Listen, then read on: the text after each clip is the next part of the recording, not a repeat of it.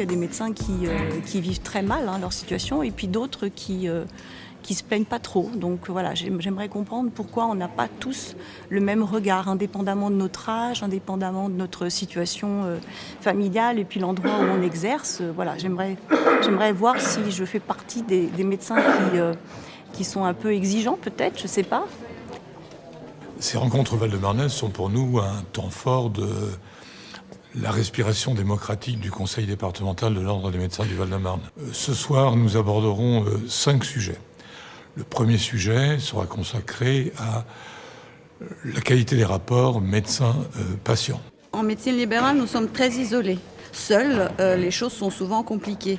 Donc ça permet d'entraîner une certaine cohésion au niveau de la profession, d'écouter ce que les autres ont à dire et de savoir si nous sommes à l'unisson de ce que les autres pensent. Tout ce dont on va parler doit être vu au travers de ce que nous connaissons maintenant, c'est-à-dire cette explosion des techniques, des technologies de l'information et de la communication, que j'ai appelé la tectonique du numérique, c'est-à-dire Internet, c'est-à-dire les applications smartphones, les réseaux sociaux, Facebook, Twitter, la télémédecine, le téléconseil qui arrive maintenant, et les objets connectés qui, bien sûr, viennent impacter considérablement la relation patient-médecin. Le deuxième sujet sera un sujet consacré aux plaintes. Les médecins ont souvent beaucoup d'incompréhension vis-à-vis des plaintes et vis-à-vis de la façon dont le conseil départemental gère les plaintes.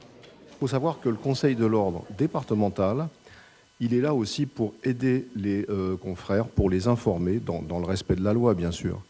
Mais vous avez tout à fait le droit de prendre rendez-vous, de venir, de téléphoner et de demander à un des conseillers, qui est finalement toujours présent, pourra répondre à vos interrogations. Je suis chirurgien plasticien et en chirurgie plastique, on a de plus en plus de collègues qui ont leur compte sur les réseaux sociaux de type Facebook, Instagram pour faire de l'information médicale, sauf que parfois c'est un peu border parce que il ne faut pas tomber dans le piège de la publicité parce qu'on n'a pas le droit de faire de publicité et donc je voulais avoir la clarification du Conseil de l'Ordre sur ce qu'on a le droit de faire et ce qu'il faut plus éviter sur tout ce qui est site internet et réseaux sociaux. Le troisième sujet sera consacré à la e-réputation, qui est un sujet d'actualité. La e-réputation, c'est en fait l'opinion commune d'informations, d'avis, d'échanges et de commentaires ou de rumeurs sur le web d'une personne morale, physique ou d'une marque. Le message, effectivement, c'est dire que la liberté d'expression est un droit fondamental des patients et qu'on ne peut pas s'y opposer. Par contre, la réponse à cette liberté d'expression doit rester dans un strict cadre déontologique. Il faut d'abord rester soi-même, rester médecin, voilà, et agir en tant que médecin avec l'empathie, etc. Maintenant, en cas d'injure, en cas de dépassement aux limites de la liberté d'expression, le recours aux voies juridiques est tout à fait possible et pertinente. Parfois compliqué, c'est un parcours du combattant parfois, hein, on l'a vu, il y a des étapes juridiques à passer, mais voilà, il faut pouvoir aussi défendre ses droits, mais en restant dans l'éthique et la déontologie. Restez vous-même, restez médecin. Le quatrième point sera l'exercice en milieu hospitalier. En 2019, les médias se sont fait l'écho de difficultés d'exercice, voire de burn-out, voire de suicide. Le point sera fait ce soir sur la situation d'exercice en milieu hospitalier. Alors, la grande réforme de l'internat a considérablement impacté notre fonctionnement actuel hospitalier, puisque les internes représentent 24% du personnel médical d'un hôpital. 24%. Donc cette réforme de l'internat, presque plus que la loi HPST, a vraiment été un vrai séisme dans nos fonctionnements hospitaliers actuels. Moi, je suis plutôt un médecin optimiste.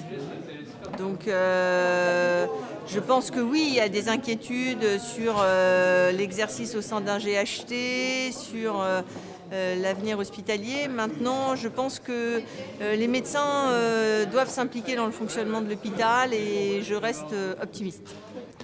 Enfin, nous terminerons par la télémédecine, la téléconsultation plus exactement, qui est un sujet un peu chaud actuellement, un sujet un peu difficile, un sujet qui fait polémique. La téléconsultation, on en parle beaucoup, mais on n'est pas trop informé, c'est assez vague et on ne connaît pas trop les limitations.